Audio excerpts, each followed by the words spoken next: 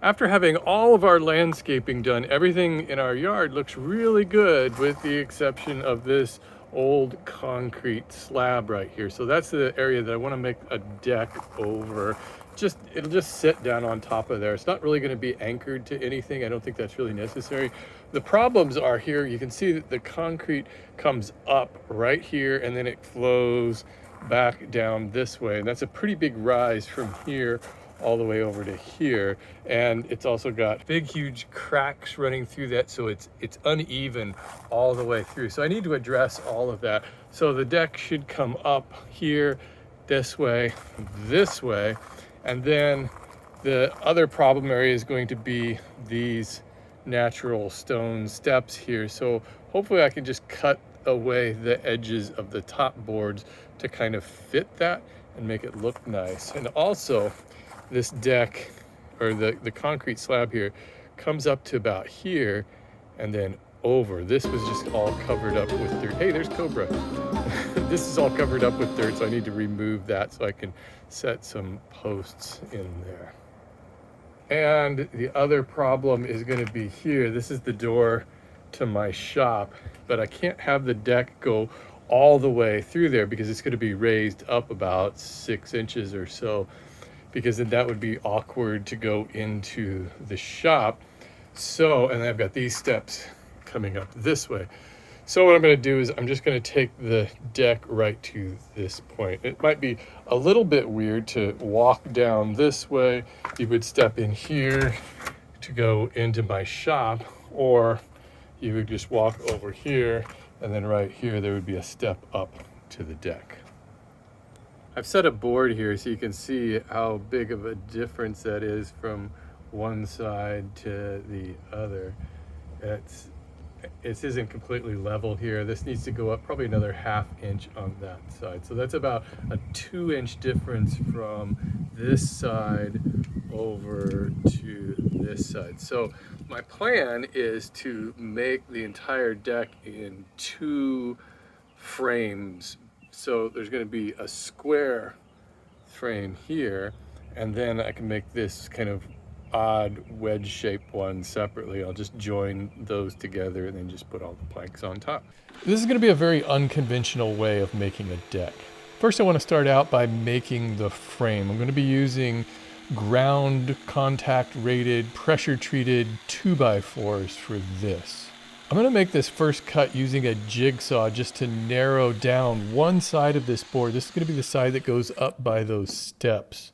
And here I'm just testing to see how it's going to fit. It's going to be raised up a little bit. The rail itself isn't going to be sitting on the ground. A real quick shout out to Sean from Puleo Craft, who noticed that my shop vac didn't fit into my miter saw. I used to just duct tape it on there. And so he looked at that and he made me a 3D printed adapter. This is just so cool. It fits perfectly, and he did this all without taking any measurements of my saw or the shop vac. So thanks a lot, Sean.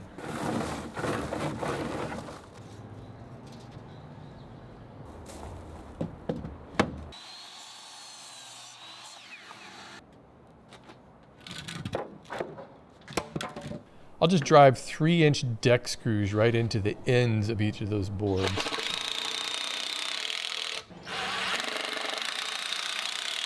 When you're building a deck, almost any other kind of deck, you would anchor the posts into the ground in some way.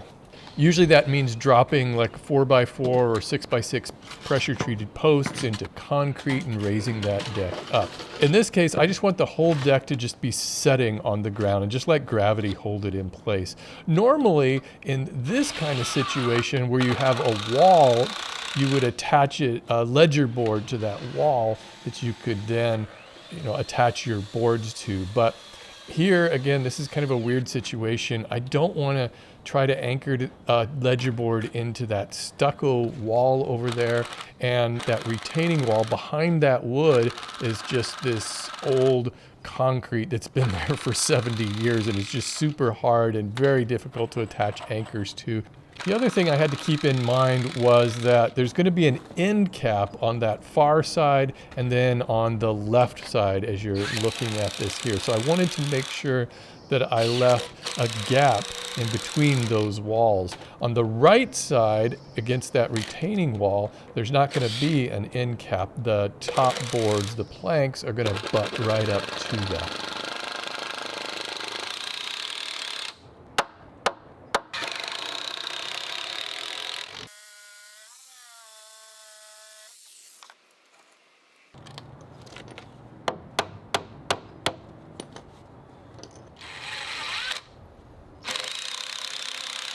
So that was actually a pretty easy couple of hours to put this together. I don't want to put in those cross braces yet until this is on the posts, because this thing is getting really heavy, and if I put those in, I'm not going to be able to move it at all, and I'm still going to need to maneuver this around a little bit. So I think I'll just leave it off here for today, and then tomorrow morning I can come out here and cut the posts, raise it up off the ground.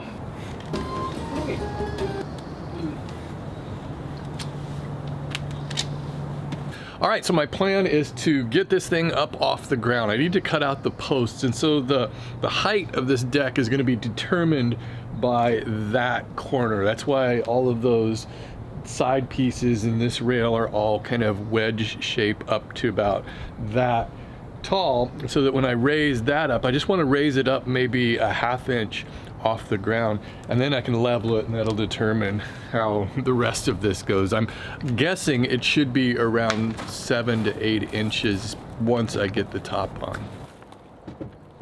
Since this deck is going to be so low to the ground, I only needed to buy one of these 4x4 pressure treated posts. I'll start by cutting out the shape of the smallest one, the post that goes up by those stairs. What I can do is shim up the frame so that it's off the ground, and then I can cut that post to its odd shape.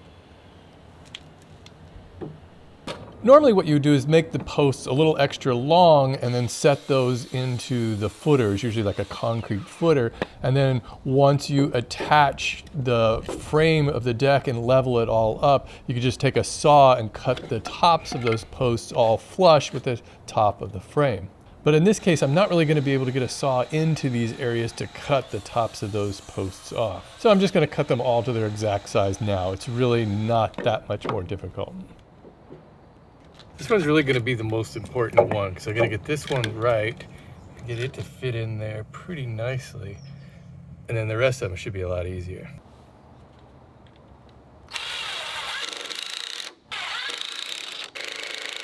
I'm probably going to be overbuilding this deck, but I really want it to be strong. So my intention is to put in 3-inch galvanized steel lag bolts through the outside frame into the posts wherever I can.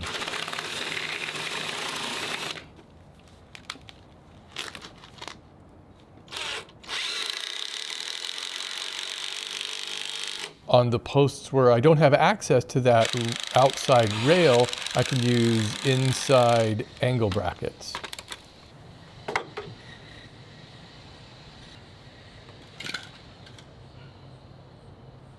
Okay, so here I've got it mostly leveled out. It's not exact, but it's pretty close. It should be enough to let me cut out the posts to their right sizes. But you can see that's a big difference from this side up to that side.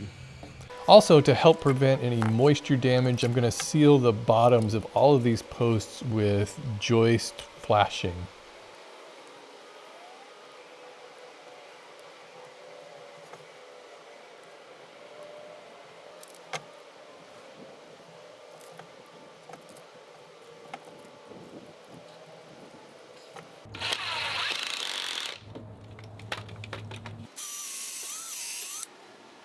I used a spade bit to counterbore these holes so that the bolts fit below the surface of that board. I'm going to be attaching an end cap here so that it needs to sit flush. This corner over here is definitely the highest, so this block is like 7.5 inches long. And obviously on this post I won't be able to attach those lag screws, but these two brackets are going to hold fine.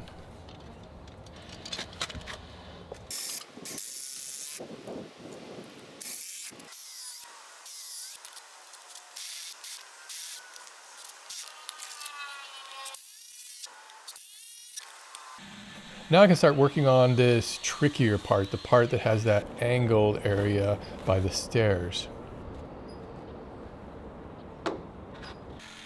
Once again, I need to cut a narrower piece for that part that goes by the stairs.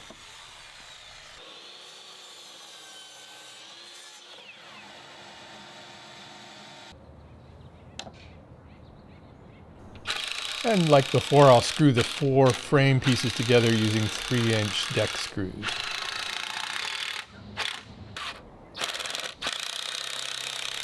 It's kind of a tight squeeze to toenail these screws in some of these spots, so I'm glad I have that right angle attachment for my drill.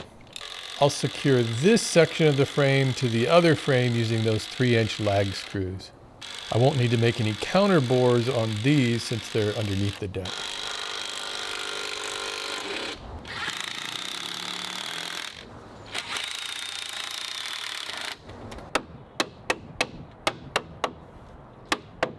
Finally, I can cut and attach all of the shorter cross braces.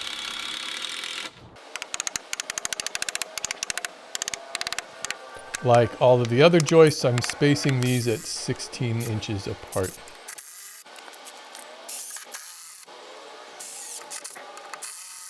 As with most of my projects, I like to draw up a sketch ahead of time so that I know what dimensions everything needs to be and I know how much lumber I'm going to need to buy. I knew that the plan I drew up for this deck wouldn't be exact. I would have to adjust things kind of in the real world as I was making it, but it was enough to tell me that I would need about 28 redwood boards. So these are 2x6 by 8 foot long.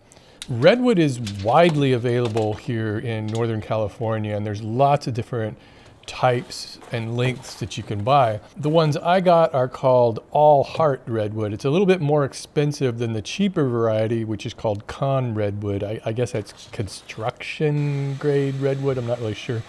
But the con redwood has knots in it, and those knots will fall out, leaving knot holes eventually. That was what happened with my old deck. So I made sure to get the all heart redwood, which has a really nice grain on it. One of the interesting things about redwood is how the color can vary from board to board. There's some that are very light, almost white, and others, of course, that are really deep, dark red. And actually, this is a feature of redwood decks that I really like, is that there's a lot of variation on those planks, that they're not all the same. I left a gap on that side by both of those walls over there so that I could drop the end caps into place. And that's where I'm going to start, is by adding that end cap. I'll just kind of wedge it in between the wall and the frame, and then I can screw it in from the front side and from the rear side. And once again, I'm attaching this using those 3-inch long deck screws. I want to attach this very first top plank so that I can shim that end cap up to where it's flush. I'm driving 2 screws on every joist, so every 16 inches. Those 2 screws on the ends, I'm making sure to drill pilot holes first, because if I don't drill pilot holes, those are so close to the end that wood is just going to split. The rest of them I can drive without pilot holes.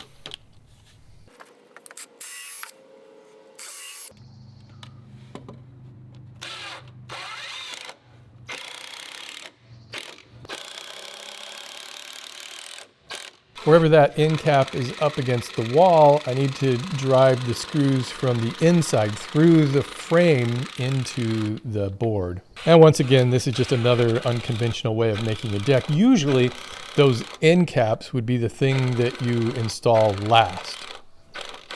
So what I need to do is attach that end cap on that left side by the garden shed before I attach any of those top planks, so that I can get to that frame and screw it in from that back side.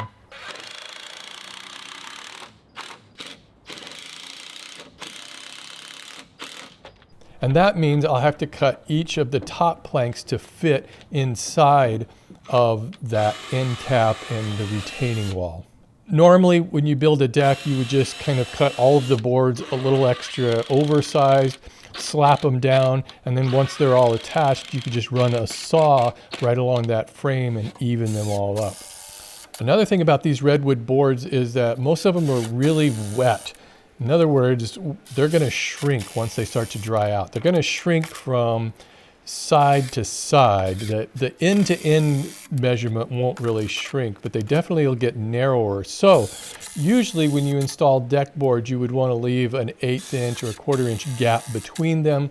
But these, I'm going to almost butt up against each other. I may put just in a slight gap between them, but for the most part, I know that these are going to shrink down and leave those gaps a little bit wider. The redwood deck should last about 30 years. So who knows, maybe when I'm 87, I'll be making a deck video just replacing these boards. This one bit right here is going to be the trickiest, I think. Once I get to this, all of those little curves there are a lot gentler, so I should be able to reproduce those a little bit easier. But this one has been putting up a bit of a fight. So first thing I did is I took this thin piece of plywood and I made kind of a rough template for that. And then I could take that and I traced it on one of those cut off pieces of that redwood, and I was able to cut that out. So right now, it looks like the fit is gonna go in about like that. Looks like I can probably adjust it right here a little bit, but overall, I'd say that's not too bad. The other thing I had to do was take a chisel and cut away some of this back area there because this concrete right here is a little bit high. So now I can take this and use it as a template for the full long board. Let's see what happens.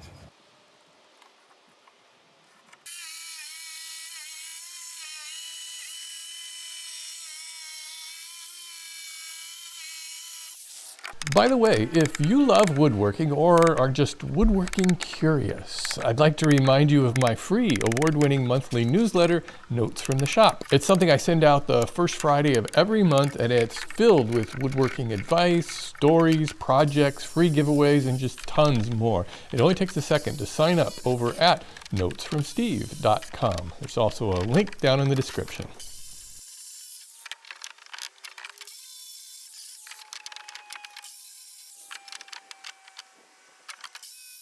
And before I screw these into place, I want to make sure that I round over those edges a little bit with some sandpaper just so that they'll match the other edges of the board. Make it look nice.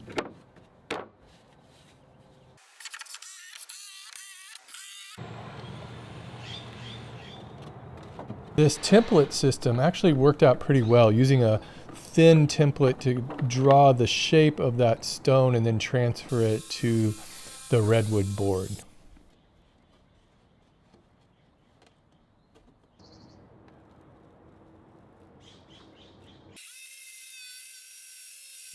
Needless to say, this was all very tedious, but it was kind of fun and artistic in a way.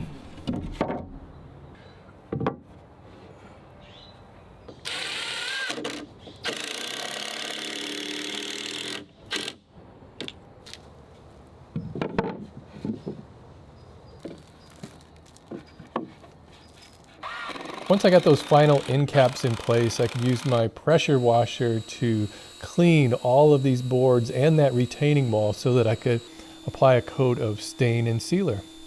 I let everything dry overnight and then came out the next morning to apply this stain and sealer. I really like this product. It's a water-based product, so it's easy to clean up and it's easy to apply. I just brush it on and then, back brush it too, just to kind of work it in. It only needs one coat and it's supposed to last for 3 to 4 years.